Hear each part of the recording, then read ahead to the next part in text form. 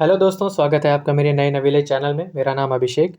जैसा कि हम सभी जानते हैं कि इस साल यूपीएससी प्री की परीक्षा 26 मई को शेड्यूल्ड है और आज से मात्र 77 डेज़ बचे हुए हैं। आशा करता हूं कि आप सभी की तैयारी बहुत अच्छी चल रही होगी। इसी तैयारी को और मजबूत करने के लिए मैं इंडिया ईयर बुक 2024 के थ्रू आपका सहयोग करना चाहूँगा। तो उसके पहले हम ये देखते हैं कि जो 2023 का यूपीएससी प्री का पेपर है, तो उसमें कैसे इंडिया ईयर बुक से सीधे-सीधे सवाल, सीधे-सीधे लाइनें कोट की गई हैं प्री के पेपर में। एक्चुअली होता क्या है कि ये बुक लगभग अप्रैल या मार्च के आसपास आती है और ये बहुत ज़्यादा मोटी होती है, लगभग 1000 के अराउंड पेजेज़ होते हैं। तो इसको जल्दी ख़त्म कर पाना और उसका रिवीजन कर पाना कई बार बहुत ज़्यादा मुश्किल हो जाता है। तो इसलिए लोग इसको पढ़ना प्रेफ़र नहीं करते हैं। लेकिन मैं आपको दिखाऊँगा कि हमारे यूपीएससी प्री की जर्नी में इंडिया ईयर बुक कितना इम्पोर्टेंट रोल प्ले करती है। इवन इसके जो फैक्ट होते हैं, वो हमारे मेंस में भी काम आते हैं। तो एक मैं कंपैरिज़न देता हूँ आपको 2023 का एक ब्रीफ समरी दे पाऊँगा कि कुछ क्वेश्चन हैं, हो सकता है मेरे से छूट गए हों, लेकिन मैंने ज़्यादा से ज़्यादा क्वेश्चन कवर करने की कोशिश की है कि मैं आपको दिखा पाऊँ कि कैसे लाइन बाय लाइन क्वेश्चन वहाँ से पूछे गए हैं। तो चलिए हम देखते हैं। एक क्वेश्चन आया था कि भारत में अनुसूचित क्षेत्र के संदर्भ में निम्नलिखित कथनों पर विचार कीजिए। इसका पहला स्टेटमेंट था, किसी राज्य के भीतर किसी क्षेत्र की अनुसूचित क्षेत्र के रूप में अधिसूचना राष्ट्रपति के एक आदेश के माध्यम से होती है। अनुसूचित क्षेत्र के रूप में बनने वाली सबसे बड़ी प्रशासकीय इकाई जिला होता है और सबसे छोटी इकाई ब्लॉक में गाँव का समूह होता है। संबंधित राज्यों के मुख्यमंत्रियों से अपेक्षित है कि वे राज्यों के अनुसूचित क्षेत्रों के प्रशासन के विषय में केंद्रीय गृह मंत्रालय को वार्षिक प्रतिवेदन दें। तो ये नीचे कोड दिए हुए हैं। अब हम इसका देखते हैं कि इंडिया ईयर बुक में ये टॉपिक कहाँ से था और कैसे यहाँ से क्वेश्चन बनाया गया। ये देखिए, इंडिया ईयर बुक में कल्याण करके एक चैप्टर है, वहाँ से पूछा गया है। इसमें दिया है अनुच्छेद 244 के एक के अंतर्गत पांचवी अनुसूची अनुसूचित इलाकों को ऐसे इलाकों के रूप में परिभाषित करती है जिन्हें राज्य के राज्यपाल के साथ विचार विमर्श के बाद राष्ट्रपति द्वारा अनुसूचित इलाकों के रूप में घोषित किया जा सकता है। नीचे से चौथी लाइन देखेंगे कि किसी राज्य के संबंध में अनुसूचित इलाकों का विनिर्देशन संबद्ध राज्य सरकारों के साथ विचार विमर्श के बाद राष्ट्रपति के अधिसूचित आदेश द्वारा किया जाता है और यही तरीका परिवर्तन, वृद्धि, कटौती, नए इलाकों को शामिल करने अथवा अनुसूचित इलाकों से संबंधित किसी आदेश को रद्द करने के लिए लागू होता है। इट मीन्स इसमें गृह मंत्रालय का कोई भी रोल नहीं होता है। दूसरा स्टेटमेंट इसमें देखिए दिया था कि अनुसूचित क्षेत्र के रूप में बनने वाली सबसे बड़ी इकाई प्रशासकीय इकाई जिला और छोटी इकाई गाँव का समूह। तो यहाँ पे दिया है कि एक व्यवहार प्रशासनिक संस्था जैसे जिला, ब्लॉक अथवा तालुका। ठीक है, तो ये ऊपर के 2 सेंटेंस हमारे सही हो जाते हैं और तीसरा गलत हो जाता है। आगे देखते हैं, एक और क्वेश्चन देखते हैं। एनीमिया मुक्त भारत रणनीति के अंतर्गत की जा रही व्यवस्थाओं के संदर्भ में निम्नलिखित कथनों पर विचार कीजिए। ये कुछ 4 स्टेटमेंट दिए हैं, फिर नीचे कोड दिया हुआ है। तो हम सीधे आंसर देखते हैं कि कैसे सेम लाइनें जो हैं वहाँ से उठाई गई हैं और क्वेश्चन पेपर में पुट की गई हैं। ये देखिए, एनीमिया मुक्त भारत जो स्वास्थ्य करके चैप्टर था 2023 ईयर बुक में, उसमें एनीमिया मुक्त भारत करके एक टॉपिक दिया था। उसमें है देखिए, इस रणनीति में स्कूल जाने से पूर्व के बच्चों, जैसे देखिए लिखा है पूर्व के, प्री स्कूल, ठीक है, 6 से 59 महीने बच्चों, किशोर लड़कियों, लड़कों, गर्भवती, स्तनपान कराने वाली महिलाओं तथा प्रजनन आयु वर्ग में पोषण, गैर पोषण, लगातार देखभाल के दृष्टिकोण की सिफारिश की गई है। अब इसमें 6 व्यवस्थाएं हैं। अब इसमें देखिए एक दिया है रोग निरोधी आयरन फोलिक। अब आयरन फोलिक एसिड पूरकता, आयरन की गोली है तो कैल्शियम क्यों दी जाएगी, तो कैल्शियम पूरकता यहाँ से गलत हो जाएगा। फिर दिया देखिए देरी से रज्जू बंद करना, व्यवहार जिसमें देरी से रज्जू बंद करना, डिजिटल तरीकों का उपयोग करके एनीमिया का परीक्षण, उपचार, सार्वजनिक स्वास्थ्य कार्यक्रम में आयरन फोलिक एसिड फोर्टिफाइड खाद्य पदार्थों का अनिवार्य प्रावधान, मलेरिया, हीमोग्लोबिनोपैथी और फ्लोरोसिस के साथ स्थानिक बस्तियों में एनीमिया के गैर पोषण संबंधी कारकों की ओर ध्यान दिया जाएगा। तो ये देखिए बाकी के तीनों स्टेटमेंट आपको नीचे सेम दिख जाएंगे या हल्का सा मोल्ड करके उनको पेपर में रख दिया गया है। अब एक और क्वेश्चन देखेंगे, खेल पुरस्कार करके आए थे, हालांकि कई किताबों में कवर किए गए थे लेकिन इतना डीप कवर नहीं किए गए थे। तो देखते हैं, देखिए मेजर ध्यानचंद पुरस्कार, ये आप क्वेश्चन देख लीजिए नीचे, फिर इसका ये देखते हैं। इंडिया एयरबुक में देखिए ध्यानचंद खेल रत्न पुरस्कार के लिए दिया गया है कि पहले 4 साल की अवधि में एक खिलाड़ी द्वारा सबसे शानदार और उत्कृष्ट प्रदर्शन के लिए पुरस्कार दिया जाता है। पहला स्टेटमेंट सही हो गया। अर्जुन पुरस्कार क्या कहता है, कि पाने के लिए न सिर्फ एक खिलाड़ी के अंतर्राष्ट्रीय स्तर पर पिछले 4 वर्षों के दौरान लगातार शानदार प्रदर्शन करना जरूरी है, जिस वर्ष पुरस्कार की सिफारिश की गई हो उस वर्ष भी उसका प्रदर्शन विशिष्ट होना चाहिए। तो जीवन काल की उपलब्धियों के लिए तो नहीं है, पिछले 4 साल और 1 प्लस के लिए, ठीक है। तो ये एक लाइन यहाँ से देख लीजिए। द्रोणाचार्य पुरस्कार किसके लिए है? कि प्रतिष्ठित शिक्षकों के लिए, जो मतलब जो हमारे गुरु कोच जो भी हमें सिखाते हैं उनके लिए। और चौथा दियर है, ये देखिए, कि खिलाड़ियों और प्रशिक्षकों के अलावा अन्य संस्थाओं द्वारा खेल के विकास में किए गए योगदान को प्रोत्साहित करने के उद्देश्य से राष्ट्रीय खेल प्रोत्साहन पुरस्कार नामक एक नया पुरस्कार लॉन्च किया। और यहाँ पे क्या है कि खिलाड़ियों द्वारा रिटायर होने के बाद किए गए योगदान को, तो ये आप देख रहे हैं कि कैसे यहाँ से थोड़ा सा मोल्ड किया गया है और यहाँ से लाइनें उठा के क्वेश्चन में रख दी गई हैं। अभी हमने 3 क्वेश्चन देख लिए, आगे और क्वेश्चन आएंगे। देखिए, ये क्वेश्चन दिया है, भारी उद्योगों पर विचार कीजिए। उर्वरक संयंत्र, तेल शोधक कारखाने, इस्पात संयंत्र। कितने उद्योगों के विकार्बनन में हरित हाइड्रोजन की महत्वपूर्ण भूमिका होने की अपेक्षा है? अब देखिए, इसमें कोड दिया है, देखिए, हाइड्रोजन ऊर्जा मिशन। अब इसमें लाइन बाय लाइन जैसे क्रोनोलॉजी लिखी है, सेम ऐसे ही क्वेश्चन उन्होंने यूपीएससी ने वहां से दे दिया है कि बिजली मिश्रण में नवीकरणीय ऊर्जा की हिस्सेदारी बढ़ाकर स्वच्छ परिवहन सक्षम करने, उर्वरकों, रसायनों, पेट्रोकेमिकल्स, लोहा तथा इस्पात जैसे उद्योगों को डीकार्बोनाइज करने में सक्षम बनाने में एक ऊर्जा वाहक के रूप में हाइड्रोजन की आर्थिक क्षेत्रों में अक्षय ऊर्जा के विविधीकरण में महत्वपूर्ण भूमिका है। तो ये अगर जिसने यहाँ से ये लाइनें पढ़ी होंगी उसको ये क्वेश्चन बहुत ईजी लगा होगा। हालांकि सबने तुक्के में जो भी मारा हो, लेकिन पढ़ के आराम से ये क्वेश्चन यहाँ से लगा दिया जाता है। अब देखते हैं अगला क्वेश्चन। अब ध्वज संहिता 2002 की जब ये क्वेश्चन आया था तो सबको लगा कि अरे यार यूपीएससी ने क्या पूछ दिया। अब आपको याद होगा कि पिछली बार हर घर झंडा अभियान चल रहा था और ये फ्लैग कोड आया था। तो फ्लैग कोड में क्या था, 40 पैरामीटर दिए थे। अब 40 पैरामीटर में किसी में भी ध्वज की जो माप है उसकी बात नहीं की गई थी। तो उस माप को जैसे इसमें देखिए, अब ये जो राष्ट्रीय प्रतीक करके एक चैप्टर आता है ईयरबुक में, इंडिया ईयरबुक में, उसमें ये दिया है कि ध्वज की लंबाई चौड़ाई का जो अनुपात है वो 3:2 होना चाहिए।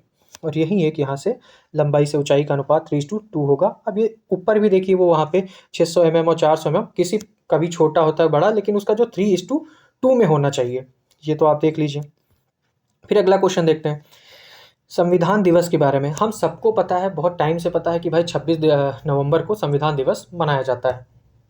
अब इसमें जो दूसरा स्टेटमेंट दिया था कि 26 नवंबर 1949 को भारत की संविधान सभा ने भारत के संविधान का प्रारूप तैयार करने के लिए BR अम्बेडकर की अध्यक्षता में एक प्रारूपण समिति बनाई।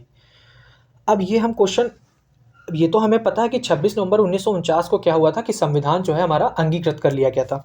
लेकिन ये देखिए, ये लाइन यहाँ से सीधी सीधी रख दी गई है कि संविधान सभा ने 29 अगस्त 1947 को BR अम्बेडकर की अध्यक्षता में भारत के संविधान का मसौदा तैयार करने के लिए एक मसौदा समिति का गठन किया। अब ये एज अ फैक्ट भी याद कर सकते हैं कि भाई 29 अगस्त 1947 को क्या हुआ था, ड्राफ्ट कमेटी बनाई गई थी और 26 नवंबर 1949 को वो जो हमारा संविधान है वो अंगीकृत हो गया था, 26 जनवरी 1950 को लागू हो गया था। अब नेक्स्ट क्वेश्चन देखते हैं। हालांकि ये क्वेश्चन कहीं भी मिल जाएगा, लेकिन जब सब कुछ यहीं पे लिखा हुआ है तो इसका रिवीजन करने में हमें कोई दिक्कत नहीं होनी चाहिए। भारत के निम्नलिखित संगठनों निकायों पर विचार कीजिए। अब कितने सांविधानिक निकाय हैं? अब इसमें देख लीजिए, ये देखिए, राष्ट्रीय विधि आयोग, और ये सीधा सीधा यहाँ पे दिया हुआ कि हर 3 साल में कानून के क्षेत्र में अनुसंधान के लिए निश्चित संदर्भ शर्तों के साथ भारत सरकार ये गठन करती है और इसकी सरकार जो है वो सिफारिशें करता है सरकार को, ये आयोग। अगला क्वेश्चन देखते हैं, होमगार्ड। जब ये क्वेश्चन आया तो बहुत आबादाबी का माहौल था कि भाई ये क्वेश्चन कहाँ से कैसे आ गया, कुछ भी यूपीएससी पूछ देता है। तो अब देखते हैं, देखिए, होमगार्ड, आप क्वेश्चन पढ़ लीजिए और फिर मैं इसका ये एक्सप्लेनेशन देखिए।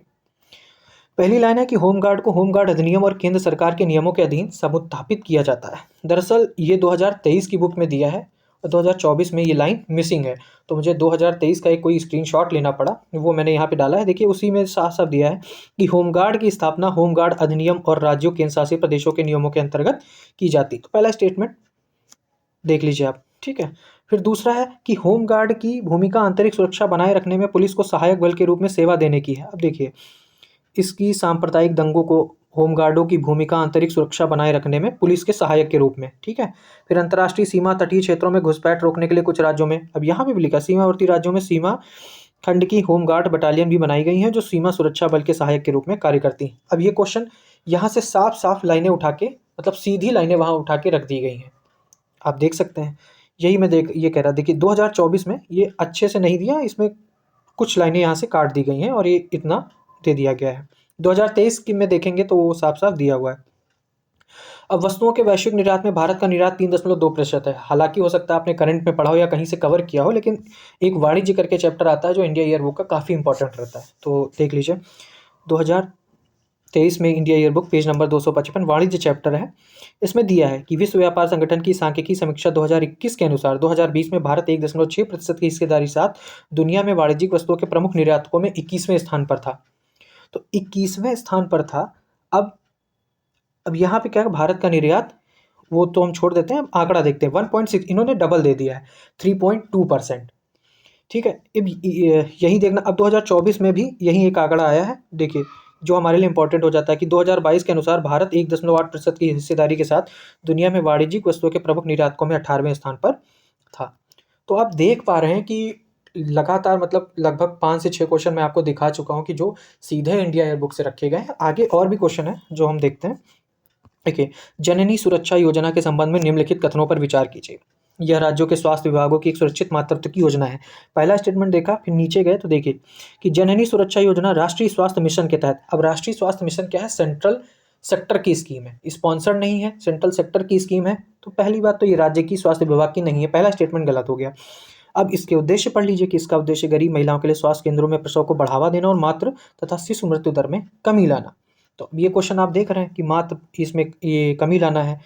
तो दूसरा और तीसरा स्टेटमेंट आपको यहीं से मिल गया, जो सीधा यहाँ 2 लाइन में ही 3 स्टेटमेंट मिल गए।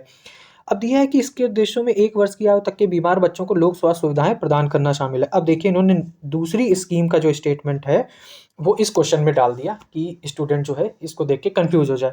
ये जननी शिशु सुरक्षा कार्यक्रम का प्राविधान है जो इन्होंने चौथे स्टेटमेंट में अपने क्वेश्चन में डाल रखा है। फिर अगला क्वेश्चन देखते हैं, Kamarajar port, Mundra port, Visakhapatnam port. दरअसल आपको याद होगा कि 2023 में क्या हुआ था कि एक टाइम ऐसा हुआ कि मुंद्रा पोर्ट सबसे मतलब महत्वपूर्ण बन गया, उसके बाद फिर जेएनपीटी बन गया, फिर मुंद्रा बना, फिर जेएनपीटी बना। तो और अडानी साहब पिछली बार फेमस थे ही, वो अपने अच्छे अच्छे कामों के लिए। तो मुंद्रा पोर्ट भारत में निजी स्वामित्व वाला सबसे बड़ा पत्तन है, ये हमें पता है। अब दूसरा ये आता है कामराज पोर्ट और विशाखापत्तनम पोर्ट। एक लिखा है कि विशाखापट्टनम पोर्ट भारत में सबसे बड़ा आधान पत्तन है, कंटेनर पोर्ट है। अब कंटेनर पोर्ट यहाँ पे एक लाइन लिखी है, देखिए कि विशाखापत्तनम में 24 जहाज लगाने के स्थान है और इसकी क्षमता 110.75 MTP जो भी है, MTPA है, ठीक है।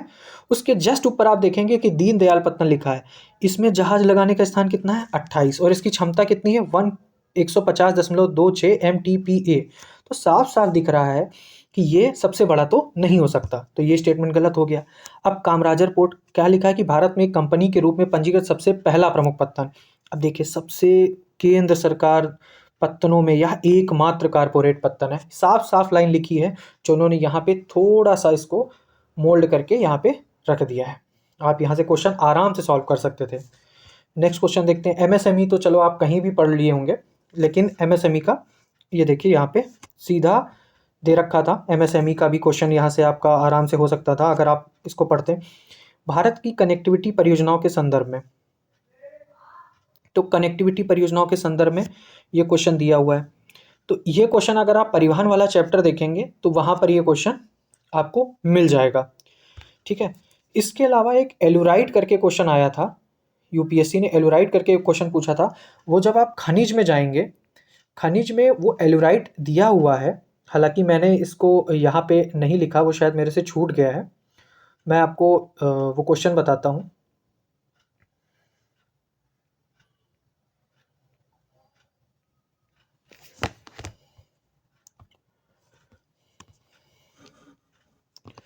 ये क्वेश्चन रिपीट हो गया है तो इसको अभी हम छोड़ देते हैं। आगे हमें जो भी क्वेश्चन मिलेंगे मैं आपको बताता रहूँगा, और आगे मेरी ये कोशिश रहेगी कि मैं इंडिया ईयर बुक जो 2024 आई है उसका मैं कुछ कुछ चैप्टर उसको मैं अपने यूट्यूब वीडियो चैनल के माध्यम से आप तक पहुँचाता रहूँगा।